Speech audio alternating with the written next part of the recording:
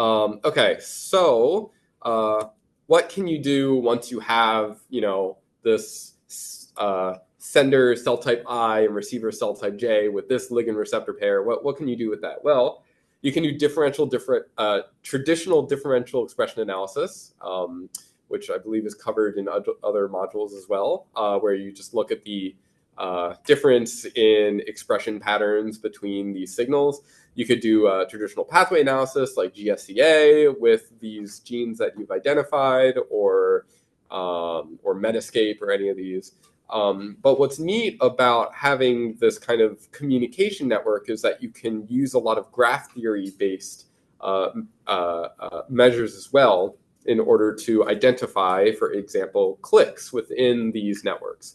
So, for example, a definition of a clique is within a graph, if a clique is where every vertex is connected with an edge to every other vertex in that clique. So, for example, you would interpret each one of these vertices as a cell cluster, or if it's a single cell-based algorithm, a single cell. The edge is the ligand receptor communication between the vertices, those cell types. And so a one clique would just be each node itself. Two clique would be all of the edges within the network, because they're all connecting the nodes between them. A three clique are these light gray, because there are three cells types and they're all interconnected with each other. Four cliques are these darker blue. So you can get the idea, but it's showing these regions of your data set that are highly connected and talking to each other. You can also look at graph centrality. So this basically defines which vertices within your network are the most easily accessible by every other vertex in the network. So with this, you can find, for example, cell types that are very easily reachable through like a cascading event. And there are many different ways to measure graph centrality. You can do this, for instance, degree, which is just like the number of edges that the vertices have. You can have eigenvector and CATS. CATS is a variant of the eigenvector, which basically not just defines centrality for individual vertices, but also is weighed by the centrality of its neighbors as well. So there are many different ways to define, what is the center of a network. But these kinds of methods can help you identify those central cell types in your data set. You can also look at hubs. These are kind of highly visited vertices within the network. So here's an example from neuroscience. They term these provincial hubs and connector hubs. So the provincial hub is within a cluster. You have a very highly connected node, and the connector hub is a highly connected node between different clusters. Here they call them modules, but yeah. So you can have different definitions of these hubs as well. So that's great, and we're very excited to use all these tools in order to answer the question of whether it contributes to progression in poor therapy response. However, as was mentioned earlier, this single transcriptomic layer is not really that helpful in answering our particular question. The reason being is that, as some people mentioned, if you have a cell on one side of the tissue and a cell on the complete opposite side of the tissue, all that information is lost when you do single-cell RNA sequencing, traditional single-cell RNA sequencing. And obviously, we would not expect these to be communicating with each other. So that's a lot of false positives can happen. In addition, labs such as the Bader lab here at U of T and others have identified using the connectivity map, which uses the L1000 assay, which is basically a data set that measures gene expression in response across many cell lines, in response to many different ligands that they were treated with. They saw that only about 6% of the gene expression was actually significantly differentially expressed. If you look at individual cells types, the number does go up, but it's still pretty low. So, you have to ask yourself whether such a low percentage can actually be captured by a lot of these algorithms if you're just looking at the transcriptome. So there's been a big push recently to use newer technologies that are kind of multi-omic, that use additional facets of information, such as spatial transcriptomics, because with this kind of tool, you can spatially resolve where your transcriptomes are on the tissue. So how does this work? Again, there's a few methods out there. I'm just going to be talking about Visium because that's one of the more common ones.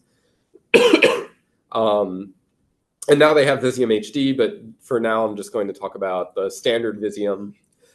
You can essentially have a slide with 4 different sections or samples that you can place on the slide. You place it onto this 6.5 millimeter by 6.5 millimeter square, which has a bunch of what we call spots on top of it. And these spots, just like the single-cell RNA sequencing, have these oligonucleotides that contain the Illumina partial read along with a spatial barcode, unique molecular identifier, and the poly-DT tail. I forgot to mention they're 55 micrometers in diameter and 100 micrometers center to center distance. And so from this, when you do that same process as before, you put the tissue on top. When you make it permeable, the transcripts will float down and be captured by these and bind to these tags. And then you can pull everything together, sequence, and now you kind of have an XY grid system of each one of these transcripts. So we kind of use that for our own research as well, where we were looking at pancreatic ductal adenocarcinoma in collaboration with the NADA lab at OICR and Princess Margaret. And we have our own question of trying to identify that cell-cell communication that's spatially resolved on tissue. So we developed our own kind of custom tool for this, which I'll go over. So how does this data actually look like? So this is a slide of pancreatic cancer tissue. These darker regions are the tumor regions. So when annotated by a pathologist, these blue kind of spots, again, each one of these is the sequence spots from spatial transcriptomics. The blue spots are the tumor regions, and the orange spots are the stroma regions. And so it's important to note that there are multiple different subtypes of pancreatic cancer. For example, basal and classical, where classical has a higher overall survival than basal. And so one of our main questions was, as you can see here, there appear to be pretty distinct groupings of basal or classical tumor regions based off of their molecular profiles. And so one of our questions was, is the communication different between this the region surrounding the classical versus the region surrounding the basal or the mixed region? So in order to answer that question, we needed to find a way to integrate the spatial information along with the transcriptomic information. So first what we did is Fatima Zahora, who's a postdoc in the lab, decided to use graph convolutional networks in order to kind of combine this information together. So the way this works is we represent each vertex within a graph as the spot, and the edge between spots as the distance between the spots within the assay. And so each one of these spots has about the 20,000 or so different genes associated with them. So here I'm simplifying that down to 4 genes, so a 4 vector. We look at the 1 hop away for simplicity, but you can look at 2 hops away or 3 hops away, but here we'll just look at the nearest neighbors. You look at the same genes, pile them up, sum them together to get kind of an aggregated neighborhood gene. And you do this for every gene within this network. And you feed these as features, as new features, through an encoder, which is a type of neural network, which will take that information and collapse it into kind of a reduced dimensional space called an embedding. The way that you kind of do this is you start off with random weights for each one of these edges, and you basically this node is defined as the weighed sum of all of the previous nodes that are connected to that node multiplied by each one of those weights. Does that make sense? Kind of a mouthful. Okay. Yeah. So these are randomly initiated at first. And then you get this new embedding that kind of represents your surrounding neighborhood, right? This is one way to kind of aggregate and integrate this information together. One problem with using a method like this is that we don't actually know what these weights should be. So they're randomly initiated, but you're supposed to learn what the correct, quote unquote, weights should be based off of a ground truth. Unfortunately, we don't have a ground truth or any kind of training data set because we don't know which spots, should be talking or communicating with which other spots, or what these transcriptomes should be looking like, or anything like that. So how do we learn without a training set? So Fatima got the idea to use Deep Graph Infomax to kind of learn without a training set. So the way this works is that you take this kind of strategy, and you then you basically mimic it, but your input graph is now what we call a corrupted graph, where we completely randomly shuffle the edges within this network. And so you do the same process where you look at that node of interest, you look at the surrounding vertices, you pile them up, and you do the same exact process. This encoder, importantly, is the same encoder with the same weights. And you get nonsense, basically. This is like a null distribution. And then what you do is you take your embedding that you got from your observed encoder, and you compare it with the kind of final versions that you're getting for the embedding from the observed versus the kind of nonsense corrupted embedding that you get from your null distribution. And the weights that led to this embedding, you kind of downgrade. And the weights that led to this embedding, you give more weight to, right? So you do this over 50, 100 or more epochs, you'll eventually learn what these weights should be for your particular sample. Does all that make sense? Or kind of? Okay. Let me know if you have any questions. It's a little new to me. Sure, that's why I figure like if it's not entirely clear, I can maybe try and clarify it, or yeah. How do you take into account like growth factors being released from one cell? They may go 100 microns, or they may go 40 microns, and then that affects the cell genotype at that point. Is that somehow intuited, or are you assuming that genes expressed like far away, if they're similar to the cell that you're analyzing in this case? And if it's similar, then you can put that closer to the node. So how does this relate to cell-cell communication? Yeah. Okay, not yet.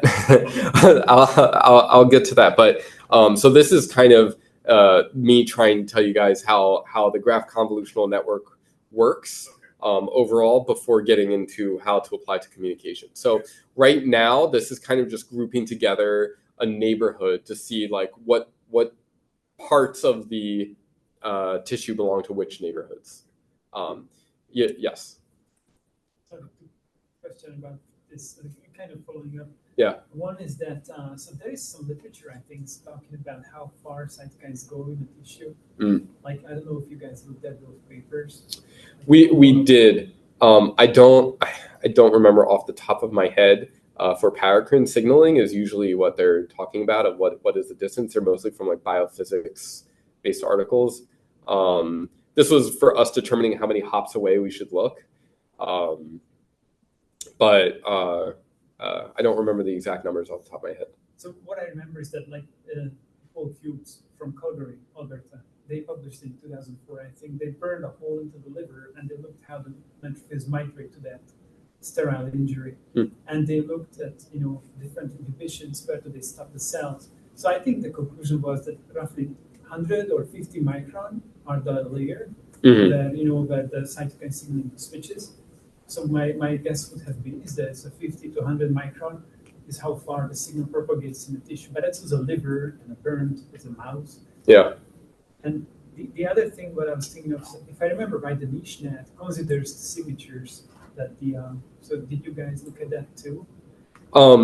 So there's a few out there that also do like pathway, like receptor pathway downstream analysis. That was for a future date, but we don't at the moment. All of these different methods are trying to do kind of like what can we do to make it more reliable. You know, the niche net, from what I remember, does not do necessarily this kind of spatial integration, right? So there's some others that kind of attempt to do that. Commot, COMMOT, attempts to do some kind of spatial ensemble of experts approach. But yeah, it's we don't have any kind of signature. Ours is like completely unbiased. And do you think using signatures additionally as an evidence that the signaling actually happens in the cell, do you think it adds a lot to the confidence? That I don't know. That's a great question, though. That's a good question, but I don't know. Again, a lot of a big issue with the cell-cell communication is the lack of a ground truth, right, to compare it to. So it's like, do we know that this signal is happening from this spot to this spot or this cell to this cell? We don't know at this moment in time. The best we can do is I'll show you an example of one of the validations. But yeah, that's the best we could do at this time. Okay, so how well does this kind of integration work? So as I was mentioning earlier, like to see what kind of, if we can identify different kind of neighborhoods within the tissue, if we just cluster each one of these spots by the transcriptomes and don't take into spatial anything whatsoever, using like a Louvain clustering algorithm, we can get kind of this confetti-looking clusters with some kind of structure. But generally, you could see that there's not too much of a spatial impact on these nodes. However, if we use the same clustering algorithms on top of the embedding, we can actually identify what appears to be more of a spatially aware clustering algorithm, right? So it appears to be working. And also, a lot of these, you can ignore these numbers, they're associated with the cluster ID, but they appear to be associated with the cancer regions of the tissue. So it appears to be working like we would expect. But you know, this is just the neighborhoods. It's not actually cell-cell communication. How do we actually determine which spots or cells? This also works for single cell, I should mention. But which cells are talking to which other cells? And this is important to know because pancreatic ductal adenocarcinoma is widely known to have an extremely dense tumor microenvironment with many, many different kinds of tumor-promoting signals and immunosuppressive signals going back and forth. So I kind of simplified this, you can imagine, a little bit. It's not just a sum of these genes. It's actually a weighed sum of the genes. So the reason why that might be important is because you can imagine this kind of toy network that looks like this. If we picture this as like a social network and we're interested in learning more about this individual based off of the friends that she follows, but she also follows a celebrity that has many, many, many different kinds of followers. We're trying to learn about what kind of food this person likes, what kind of movies this person likes.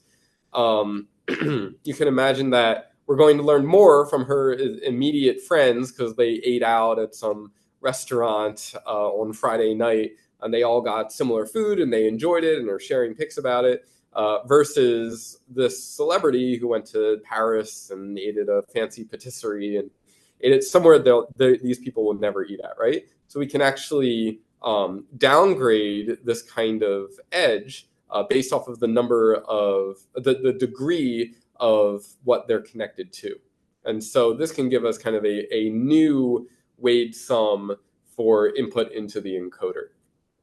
And this is important to know because it says that, oh, we can attach weights to these edges. And if we can attach weights to this, that means that we can probably learn about these weights, right? We can feed these into that neural network as well.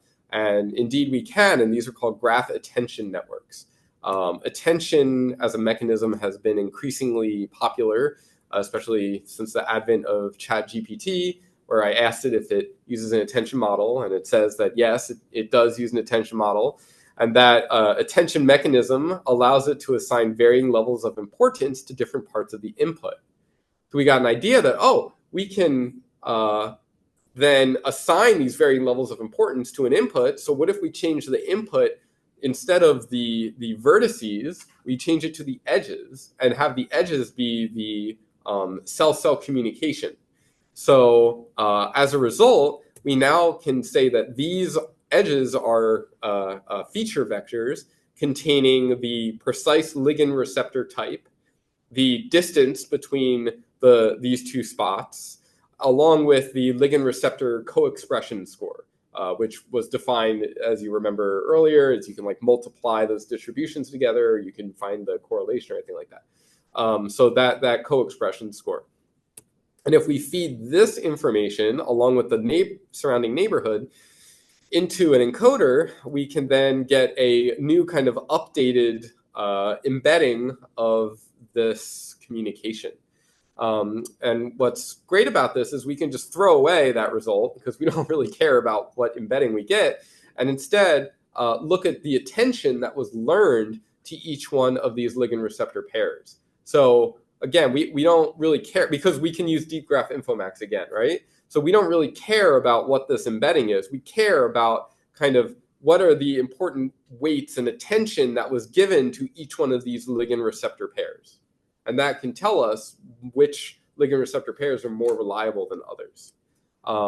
In addition, because we're looking at this kind of larger neighborhood, we're not limited to just a ligand receptor pair, but rather more complex patterns, such as a secreted ligand from a sender cell to a receptor on a receiver cell, which then sends out a different ligand from to a new receptor on a new receiver cell. So you can have these more complex patterns that the model will learn.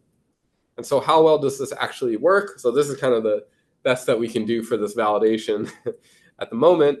But if we take a human lymph node where we know kind of what the expected communication should be, because there are these canonical ligand receptor pairs that are present within the human lymph node. Specifically, we looked at the T cell zone because there are some very popular ones there. For example, CCL19, CCR7 is a canonical T cell homing signal that is present mainly within the T cell zone. So when we run NEST, which is what we call our model for neural network in spatial transcriptomics, we found that the CCL19, CCR7 was the second highest, most frequent communication. So this is pretty exciting to see. But there's also other kinds of CCL21, CXCR4, or CCL21, CCR7 are other canonical signals happening within this region. So that was pretty great to see.